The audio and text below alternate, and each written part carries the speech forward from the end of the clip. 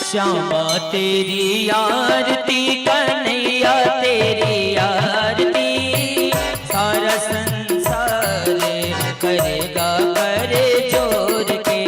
श्यामा तेरी आरती कन्हैया तेरी आरती सारा संसार करेगा हाथ जोड़ के। श्यामा तेरी आरती कन्हैया तेरी आरती सारा संसार करेगा कर जोर के। श्यामा तेरी आरती कन्हैया तेरी आरती सारा संसार करेगा कर जोड़ के। सिर पर सोहना मुकुट बिराजे सिर पर सोहना मुकुट बिराजे ओ गले बैजन की माला साजे गले में जगती माला साजे और फूलन के हार करेगा कर जोर के। श्यामा तेरी आरती कन्हैया तेरी आरती सारा संसार करेगा कर जोड़ के। ब्रह्मादिक गुण गावे ब्रह्मादिक तेरो यश गावे नारद सारद ध्यान लगावे नारद सारद ध्यान लगावे और कर जय जयकार करेगा कर जोड़ के। श्यामा तेरी आरती कन्हैया तेरी आरती सारा संसार करेगा कर जोड़ के। मैं हूँ दीनन दुखिया भारी मैं हूँ दीनन दुखिया भारी आया हूँ प्रभु शरण तिहारी।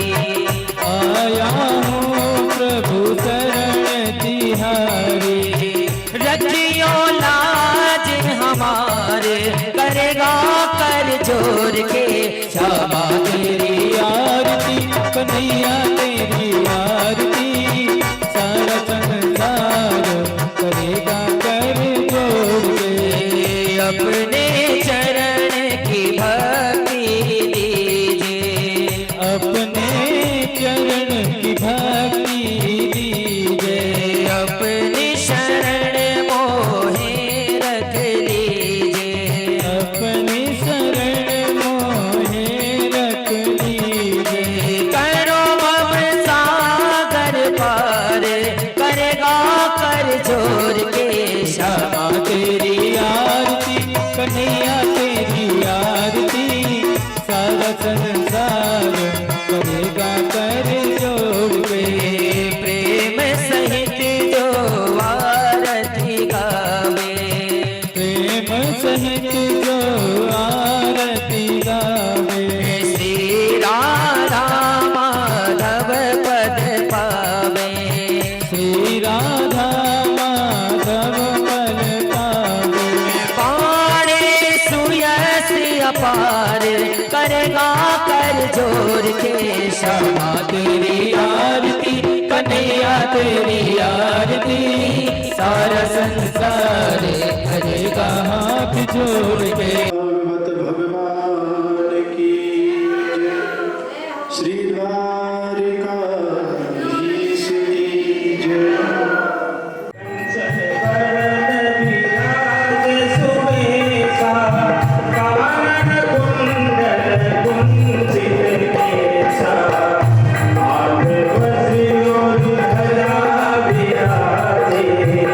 कांधे मोट जने हो सा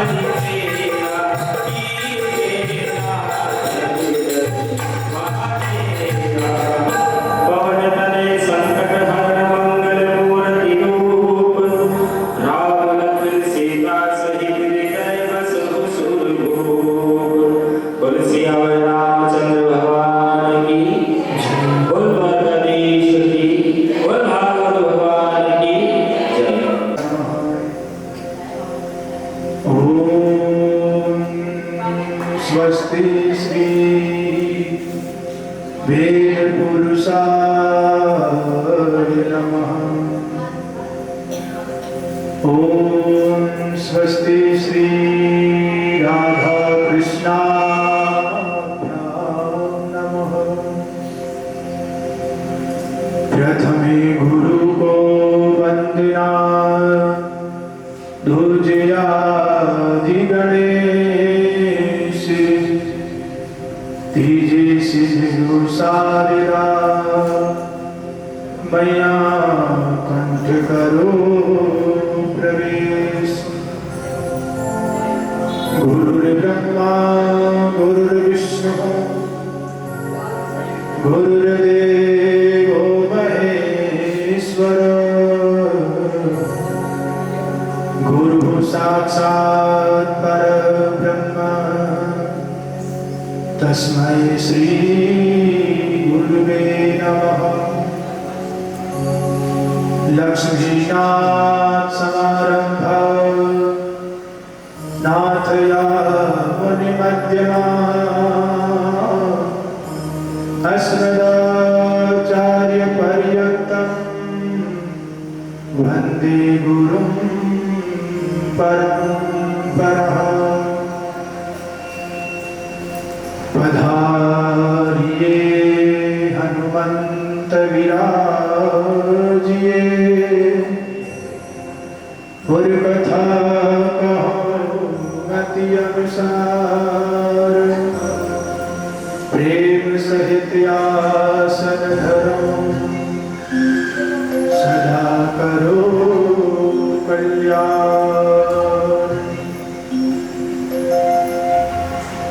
कृष्णाय वासुदेवाय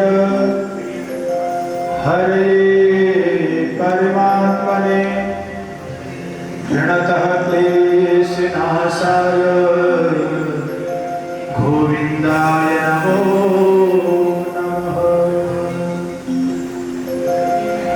नारायणं नमस्कृत्य नरं चैव नरोत्तमं देवीं सरस्वतीं व्यासं ततो जयमुदीरये।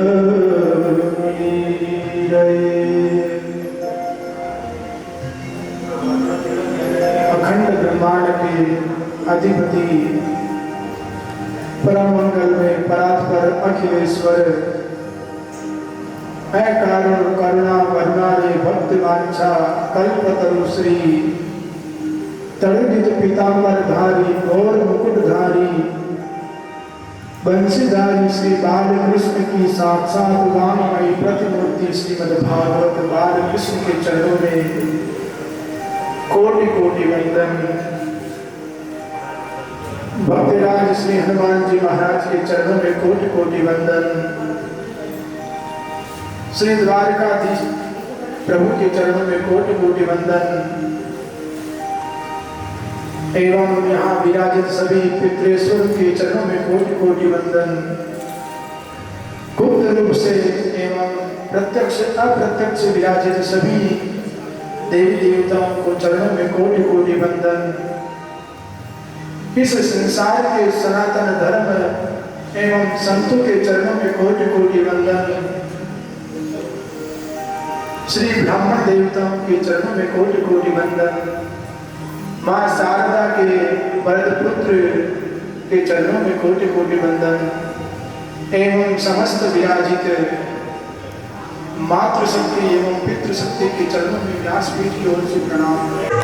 हरे कृष्णा कृष्णा कृष्णा राधे राधे राधे श्याम राधे श्याम श्याम श्याम राधे राधे राधे कृष्णा कृष्णा कृष्णा कृष्णा राधे राधे राधे श्याम राधे श्याम श्याम श्याम राधे राधे। Krishna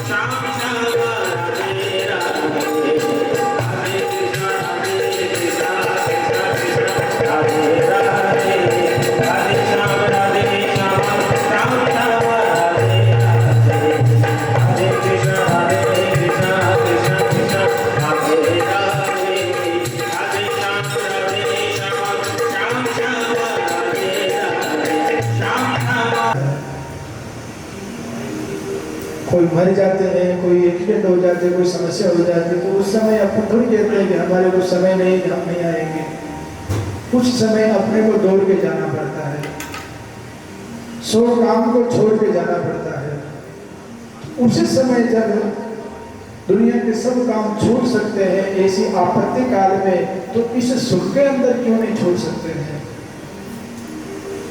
परिस्थितियां हर मनुष्य के लिए होती है, कोई ना कोई समस्या तो हर मनुष्य की होती है कि हमको समय नहीं है, परंतु एक समय बहाना है। जब परमात्मा देव जी से महाराज से ऐसे पूछते हैं तो सुखदेव जी बोल पड़े कि हे राजा परीक्षित, आपने बहुत उत्तम कोटि का प्रश्न किया है, हम आपको इसका उत्तर विस्तार से देते हैं। एक बार की बात है, जो ब्रह्मा जी के मानस पुत्र है 4, सनक, सनंदन, सनातन और सनक कुमार, चारों भाई 5 वर्ष के ब्रह्मचारी, और वो हरि भजन करते रहते हैं। हिमालय की पहाड़ियाँ, नर नारायण की पहाड़ियाँ, बद्रीनाथ धाम में जाकर के वो भजन करते हैं। जगत के अंदर हरि भजन से वो आनंदित घूमते रहते हैं और भगवान की कथा कीर्तन करते रहते हैं। एक दिन का योग बना और चारों भाई मिलकर के श्री हरि के दरबार में दर्शन करने के लिए जाते हैं। जब चारों भाई दर्शन के लिए जाते हैं तो दरवाजे के ऊपर जय और विजय 2 भाई पहरेदार बन करके खड़े हैं, और जय और विजय ने चारों भाई को रोक लिया कि हे ऋषियों, अभी भगवान का विश्राम का समय है, भगवान ने शयन किए हुए हैं योग निद्रा के अंदर, अभी आप नहीं जा सकते हैं। तो सनकादिक ऋषि ने कहा कि दरबार जो भगवान ठाकुर का दरबार है वो तो संतों के लिए, ब्राह्मणों के लिए, गौ माता के लिए, जो दीन दुखी है उनके लिए तो सदैव खुला रहता है। जब छोटा बच्चा होता है वो रोता है तो माता पिता यूँ थोड़ी कहते हैं कि तुम नहा धो कर क्या अगरबत्ती कर तब मैं आऊंगी। माँ ऐसे नहीं कहती है। माँ जग से जाकर के उस बालक को उठा लेती है।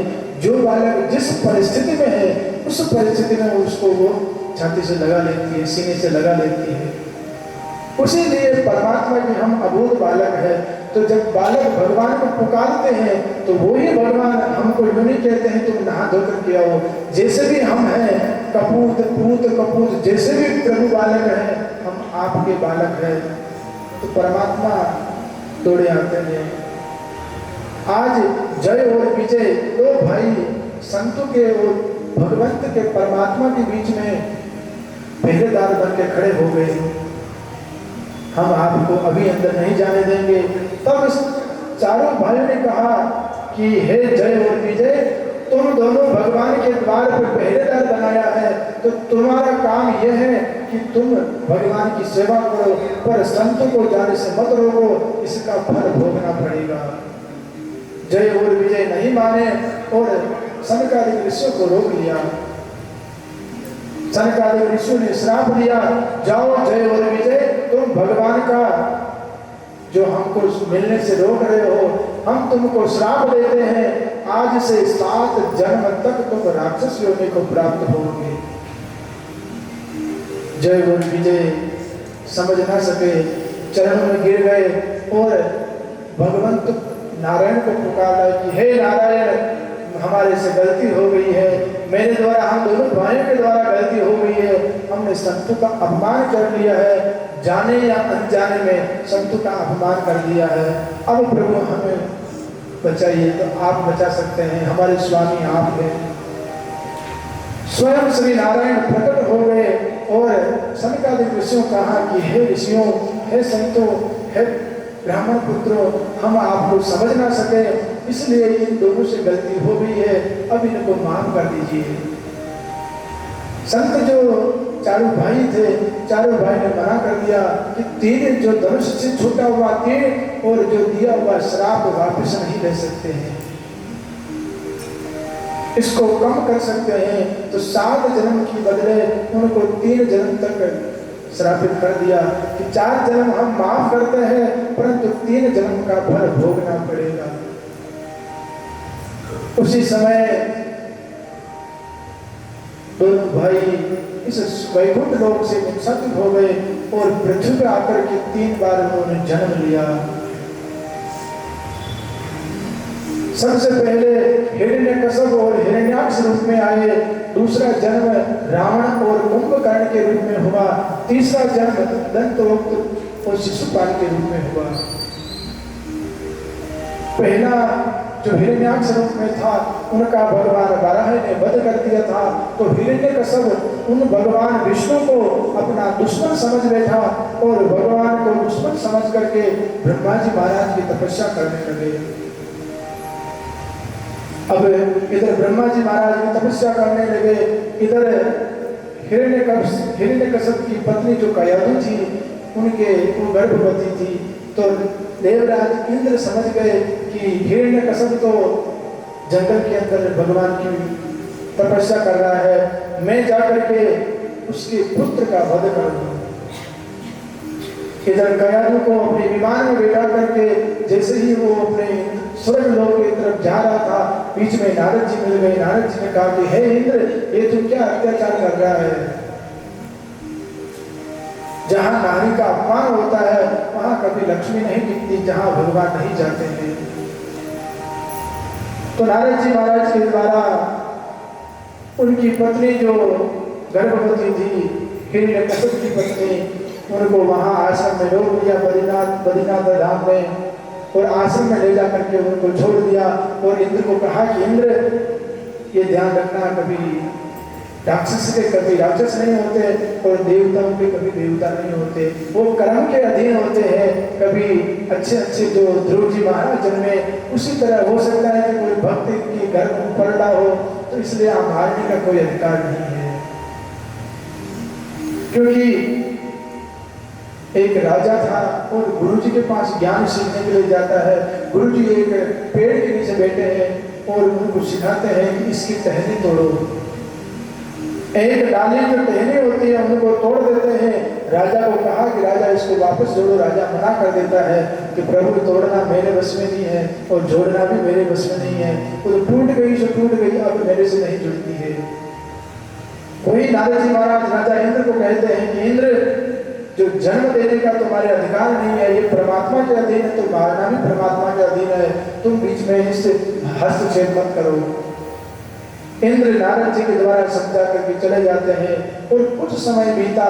इधर कयाधु के पुत्र जन्मा, उनका नाम रखा था प्रहलाद। बोले भक्त प्रहलाद की।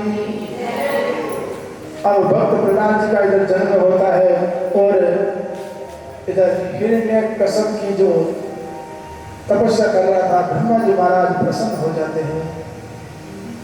अब ब्रह्मा जी महाराज प्रसन्न होते हैं तो ब्रह्मा जी महाराज ने दर्शन देकर के हिरण्यकश्यप को कहा कि बोल बेटा क्या चाहिए।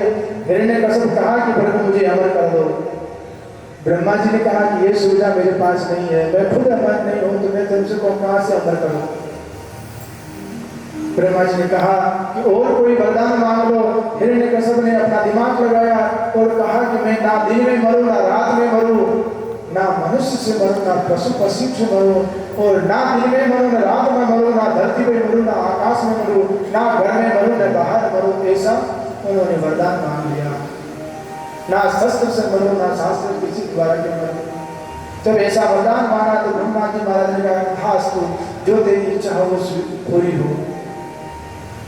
अब इधर ब्रह्मा जी महाराज के वरदान पाकर के हिरण्यकश्यप अहंकार के द्वारा जोरदार भर गया और अपने आप को अहम ब्रह्मास्मि न भूतो न भविष्यति, मैं ही परब्रह्म हूँ, मेरी ही सेवा करो। वो भूल गया था कि परमात्मा श्री हरि नारायण अभी तक बाकी है। तो भगवान को तो पहले ही वो अपना दुश्मन समझता था क्योंकि उन्होंने भाई हिरण्याक्ष का वध किया था भगवान वराह ने, इसलिए भगवान विष्णु को वो अपना शत्रु समझता है।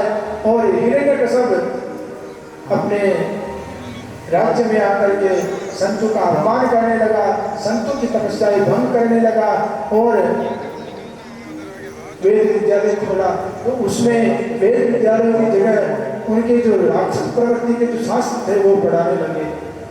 भगवान की पूजा बंद करवा दी, कहा कि मेरे राज्य में रहना है तो मेरी पूजा करो, मैं ही भगवान हूँ। अब इधर भक्त प्रहलाद की जो पढ़ाई लिखाई थी और नारद जी के आश्रम में हुई थी तो उनकी प्रवृत्ति एक सतोगुणी थी। वो भगवान का भक्त बन गया, वो नारायण का भक्त बन गया। अब इनको भक्त प्रहलाद को राज्य में लेकर के आते हैं, उनकी पत्नी को लेकर के आते हैं। उनको पता चला कि राजा इंद्र ने मेरी पत्नी का हरण किया था। वो तो ठीक है कि नारद जी महाराज की वजह से बच गए, नहीं तो नारद जी महाराज ना जाने इंद्र क्या कर देता। इधर हिरण्यकश्यप देवराज इंद्र के ऊपर आक्रमण करते हैं, देवासुर संग्राम चलता है और इंद्र भाग खड़ा हुआ क्योंकि इंद्र बड़ा डरपोक है। थोड़ी सी किसी ने भक्ति कर ली तो इंद्र का सिंहासन सबसे पहले मिलता है। हिरण्यकश्यप समझ गया कि इंद्र भाग गया है, स्वर्ग का अधिपति बनकर के बैठ गया। और इधर भक्त प्रहलाद को मंडार का आश्रम जिसके अंदर निकट के ऋषि थे वहां जाकर के वेद विद्यालय में पढ़ाना शुरू कर दिया कि इनको सब राक्षसी जो गुण है हमारे वो सब पढ़ाया जाए। हनुमान चालीसा नहीं पढ़ानी, इसको राक्षसी गुण पढ़ाने हैं, चोरी कैसे करनी है, डाका कैसे। भक्त प्रहलाद को वेद विद्यालय के अंदर रखते हैं और उनको जो राक्षसी पुराण और उनके ग्रंथ है वो पढ़ाते हैं। पर भक्त प्रहलाद उनके मन में तो रग रग में श्री नारायण बस गए हैं, तो उनको कोई किसी से मतलब नहीं। वो 24 घंटे हर पल श्री नारायण श्री नारायण श्री नारायण का भजन करते हैं। तो एक बार की बात है, गुरुजी कहीं बाहर गए और इधर भक्त प्रहलाद अपने जो मित्र बंधु जो उनके सहपाठी थे सबको इकट्ठा किया और कहा कि मैं एक गूढ़ रहस्य बताता हूँ। तो भक्त प्रहलाद ने श्री हरि नारायण का कीर्तन किया और कीर्तन करते करते उनके जो सभी भक्त जो उनके भाई थे, उनके गुरु भाई थे, वो सब नारायण का कीर्तन करते करते मस्त हो गए और हरि भजन में इतने डूब गए कि उनके गुरुजी खा गए। तो गुरुजी भी उस रंग में रंग गए, गुरुजी भी उस रंग में रंग गए, वो भी नाचने लगे और नारायण नारायण करते करते वो भी नाचने लगे। घंटे भर नाचे, तब उनकी नींद टूटी और कहा कि ओहो, मैंने मेरे जो राजन है हिरण्यकश्यप उनके जो दुश्मन है, उनकी जो श्री हरि नारायण उनके दुश्मन है, मैं उनका गुणगान कर रहा हूँ और उनको पता चल गया तो हमको सूली पर लटका देंगे। भक्त प्रहलाद अब समझ न पाया और भक्त प्रहलाद को कहा कि हे भक्त प्रहलाद, अब मैं तुमको नहीं पढ़ा सकता। वो ले गए दरबार में और हिरण्यकश्यप को कहा कि हे राजन, तुम्हारा पुत्र ये सब पढ़ाया है, मैं इनको नहीं पढ़ा सकता। इसके चक्कर में मेरे जो और विद्यार्थी थे वो भी बिगड़ गए, वो भी तुम्हारे दुश्मन का नाम लेने गए और नारायण नारायण का कीर्तन करने लग गए। जब सबको पता चला, हिरण्यकश्यप ने उनके पुत्र को कहा कि बेटा तुमने क्या पढ़ा है, मुझे सुनाओ। अब वो बोलने लगा, श्रवणं कीर्तनं विष्णोः स्मरणं पाद सेवनम् अर्चनं वंदनं दासं सख्यं आत्मनिवेदनम्। हे पिताश्री, ये जो नवतर की भक्ति है ये मैंने सीखी है। हिरण्यकश्यप कहने लगा, मुझे संस्कृत नहीं आती, मुझे हिंदी में समझाओ। अब भक्त प्रहलाद करने लगा कि हे पिताश्री, 9 तरह की भक्ति होती है इस संसार के अंदर। पहली भक्ति होती है श्रवणम, जो कथा श्रवण करना, ये पहली भक्ति होती है। इस संसार के अंदर हर मनुष्य ने कम से कम 9 भक्ति में से एक भक्ति का जो आश्रय लेता है उनको गोलोक धाम मिलता है, श्री कृष्ण के चरणारविंद के जाने की अनुमति मिलती है। ये जो 9 भक्ति है उनमें एक भक्ति का जो आश्रय लेता है उनको मोक्ष मिलता है। पहली भक्ति है श्रवणम, कथा का श्रवण करना। दूसरी भक्ति बताई है कीर्तनम, कथा का श्रवण करना। दूसरी बताई है कीर्तन। कीर्तन मां मीराबाई ने किया था। मां मीराबाई का जन्म मेड़ता में हुआ और कुछ समय बाद उनका ससुराल जब किया तो चित्तौड़गढ़ के अंदर राणा जी के साथ में जो उनके राजा थे वहाँ उनकी शादी करवा दी। तो शादी करवाते समय माँ मीरा के मन में तो श्री कृष्ण बसे थे। जब पंडित जी उनका कटजोड़ा बांध रहे थे उस समय श्री भगवान बाल कृष्ण की मूर्ति उनके कटजोड़े में बंधवा दी और दुनिया की नजर में तो फिर राणा के साथ हो गए, पर असल में जो उनका विवाह हुआ उनके प्रभु श्री कृष्ण के साथ हुआ। अब इधर जब राजा माँ भक्ति जो मीरा भक्ति करती थी उनके भक्ति के अंदर विघ्न डालने लगा और मीरा को कहा कि हे मीरा, आप इस राजघराने की शान हो और यहाँ हर मंदिर में जाकर के इस सभा में जाकर के कथा गाना छोड़ दो। खूब समझाया, पर मीरा की तो एक दृष्टि थी कि सिया राम मैं सब जग जानी, करम प्रणाम जोर जुग पानी। हर जीव में मेरे प्रभु श्री कृष्ण का निवास है। ईश्वर जीव अंश अविनाशी, छोटे से लगा करके बड़े सब मेरे प्रभु के रूप है। अब मीरा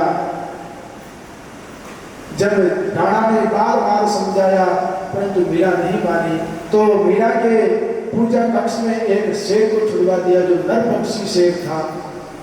जब शेर आया उस समय माँ मीरा भगवान कृष्ण की भक्ति कर करके तो उनकी दृष्टि बन गई थी कि सब जगत ईश्वर रूप है, भलो बोलो नहीं कोई, जाकी जैसी भावना बेसो ही फल होई। जैसे ही शेर आए तो उसने समझा कि मेरे नरसिंह भगवान आवे, तो वो पूजा की थाली थी हाथ में लेकर के कुमकुम का टीका किया, तो शेर के जैसे ही मस्तक पर माँ मीरा का जैसे ही हाथ स्पर्श हुआ और उनकी जो नरभक्षी थी वो सब उनके गुण चले गए और उनके गुण सात्विक बन गए। और शेर भी भगवान मीरा के चरण को चाट करके वापिस जंगल में भाग गया। इधर माँ मीरा जब वो सत नहीं छोड़ती है, उनकी भक्ति करना नहीं छोड़ती है, तो उसने जहर का प्याला भेजा। जैसे भरा हुआ किसी संत के द्वारा भेजा, जो नकली संत बन करके आया था। उसने कहा कि माँ मीरा, राणा जी ने आपके लिए अमृत का प्रसाद भेजा है, इसको आप ग्रहण करो। उस अमृत का नाम लिया तो माँ मीरा समझ गई कि मेरे प्रभु का अमृत है, तो मैं इसको कैसे ठुकरा सकती हूँ, मेरे प्रभु का चरणामृत को मैं कैसे ठुकरा सकती हूँ। जब से प्याला उठाया, कुछ सोचा समझा और वो घटा करके पी गई। फिर भी वो चरणामृत भगवान की कृपा से अमृत बन गया। फिर भी मीरा जब तस से मस न हुई, भक्ति करना नहीं छोड़ा, तो राणा ने एक सर्प का पिटारा उनके साथ दिया कि जाओ और मीरा को कहना ये भगवान का माला है, इस माला को धारण कर लेना। जब भगवान कृष्ण का नाम लिया तो माँ मीरा ने समझ गई कि जो भगवान का प्रसाद है वो मेरे लिए सब कुछ है। तो माँ मीरा ने उस सांप को गले में धारण कर लिया, वो नवरंग हार बन गया। जब राणा जी समझाते हैं पर मीरा नहीं समझती है, तो मीरा कहती है कि हे राणा, मुझे कोई फर्क नहीं पड़ता है, मेरा मान, मेरा अपमान, मेरा यश, दुख, सुख सब मेरे श्री कृष्ण है। फिर भी राणा नहीं मानता है। तो राणा को कहती मीरा कि मारे तो सिर पे समरे और हाथ, हे राणा जी मारो तो कई कर लो। हम भी माँ मीरा की तरह इस संसार में दुखी जो भव सागर है, इस नदी में हम घोते खा रहे हैं, हमको भी किनारा नहीं मिल रहा। हम भी बीच भंवर में कभी डूब जाते हैं, कभी उबस कर बाहर आ जाते हैं। हम भी भगवान कृष्ण से गुहार लगाते हैं कि हे प्रभु, हे कृष्ण, हमारे पर भी अपना हाथ धर दो, हम भी, हमारा भी कल्याण हो जाए। हम भी एक चलती फिरती मीरा की तरह भगवान से प्रार्थना करें कि हम भी मीरा है प्रभु, क्योंकि पुरुष कृष्ण है और सभी जगत में सब महिलाएं, सब नारी है, नर तो श्री कृष्ण है। हम भी गुहार लगाते हैं। हमारे सिर पर सावरिया रो हाथ, राम जी मारो कई तरसी। हमारे सिर पर सावरिया रो हाथ, राम जी मारो कई तरसी।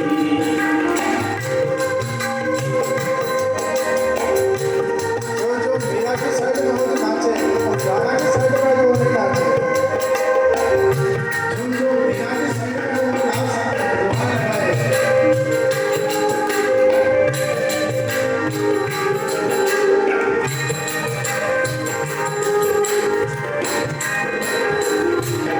की साइड में हो वो नाच सकते हैं, गुहार लगाए।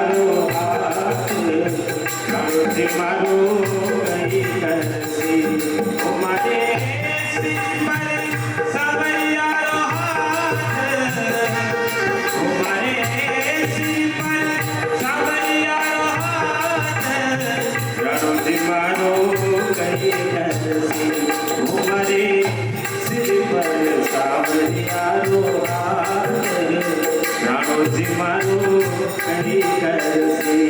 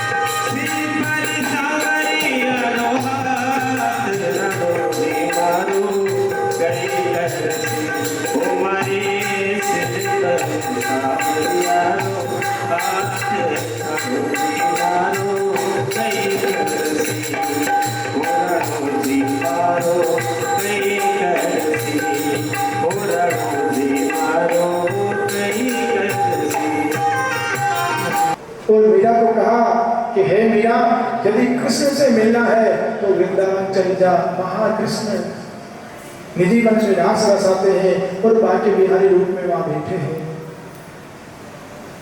अब ये ठिकाने हैं भक्तों के। जो शिव के भक्त हैं वो काशी में मिल जाएंगे कभी घूम जाए तो, और कृष्ण के भक्त वृंदावन में मिल जाएंगे, और जो नाम के भक्त होते हैं वो अयोध्या में मिल जाएंगे। और कहते हैं कि हम शिव के भक्त हैं, और वो गांजा भांग पीने लग गए तो वो कहीं दूर ही काशी में नहीं मिलेंगे, वो अपने कहीं बस स्टैंड में भांग की दुकान में मिल जाएंगे। ये बात भक्तों की पहचान है। कृष्ण के भक्त यदि ढूंढना है तो वृंदावन में, और शिव के भक्तों का ठिकाना उज्जैन महाकाल और काशी विश्वनाथ। ये से गुरुदेव उनको समझाते हैं, और माँ मीरा समझ गई अब मुझे वृंदावन चलना चाहिए। और माँ मीरा राणा का देश चित्तौड़गढ़ छोड़ करके उनके भाई जयमल को राम राम कह के, उनके देवर को सभी को राम राम कह करके, और वो वहां से वृंदावन की तरफ चली गई। अब वृंदावन में राधे राधे करे, जय श्री कृष्ण करे, और वृंदावन में डोले। अब वृंदावन में डोलते डोलते घूमते घूमते बाकी व्यक्ति का नाम सुना था, भीड़ लग रही है जोरदार की, यहाँ इतनी भीड़ क्यों है? तो कहा कि कृष्ण बैठे हैं, बाकी बिहारी है। तो वो दर्शन करने के लिए जैसे गई, बीच में गोस्वामी जी का आश्रम पड़ता था। गोस्वामी जी बैठे हैं, और गोस्वामी जी ने जब वो किसी स्त्री का मुंह नहीं देखते थे गोस्वामी जी महाराज, तो इधर माँ मीरा ने कहा कि यहाँ पर कोई संत कौन है ऐसे जो हमने काफी सुना है गोस्वामी जी की महाराज, तो गोस्वामी जी के दर्शन करके मैं अपने जीवन को धन्य करना चाहती हूँ। कहते हैं कि भक्त से भक्त मिले तो भगवान की बातें होती है। उसी तरह माँ मीरा ने गोस्वामी जी के घर की कुटिया के बाहर जाकर के खटखटाया दरवाजा, और कहा कि हे गोस्वामी जी दरवाजा खोलो, मैं मीरा चित्तौड़गढ़ से आई हूँ और मैं आपका दर्शन करना चाहती हूँ। गोस्वामी जी ने मना कर दिया, कहा कि मैं किसी स्त्री का चेहरा नहीं देखता। तो माँ मीरा ने कहा, ओहो आप पुरुष कौन है? पुरुष तो मैंने सुना कि इस पूरे संसार के अंदर पुरुष भगवान श्री कृष्ण है, आप दूसरे पुरुष कौन से जन्म गए हो? जब ऐसा कहा तो गोस्वामी जी का अहंकार टूट गया और समझ गए कि ये कोई न कोई भक्त है, कोई साधारण मनुष्य नहीं है।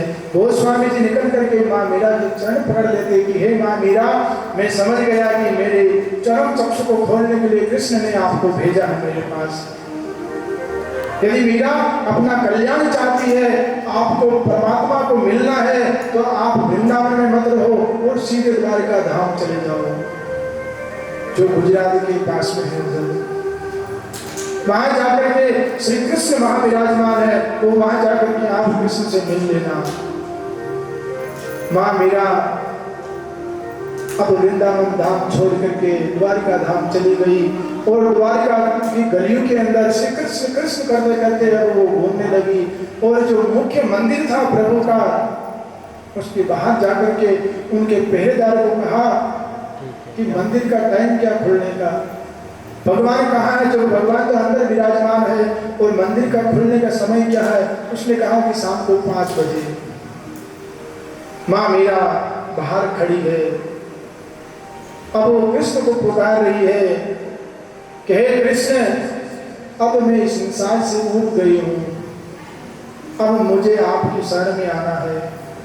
इधर चित्तौड़गढ़ में जोरदार अकाल पड़ता है और राणा को किसी ने समझाते हैं कि जब तक मीरा थी तब तक मेवाड़ में सुख संपत्ति धन संपदा थी, अब मीरा के साथ में श्री चली गई है, धन संपदा धन दौलत सुख चैन सब मीरा के साथ में चला गया। और यदि राणा तो सुख चाहता है और तेरी जनता की तेरी प्रजा की भलाई चाहता है, तो माँ मीरा को तू हाथ जोड़ पेड़ पकड़ के उसको वापस ले आ, तो तेरे इस अकाल से राहत मिलेगी।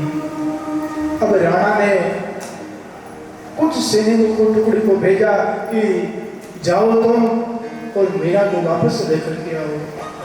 यदि वो प्रेम से आए तो ठीक, नहीं आए तो बंदी बना करके लेके आ जाना, पर खाली हाथ मत आना, नहीं तो मैं सूली पर लटका दूंगा। जब ऐसा पहरेदार को कहा तो पहरेदार डर गए और माँ मीरा की खोज में निकल गए।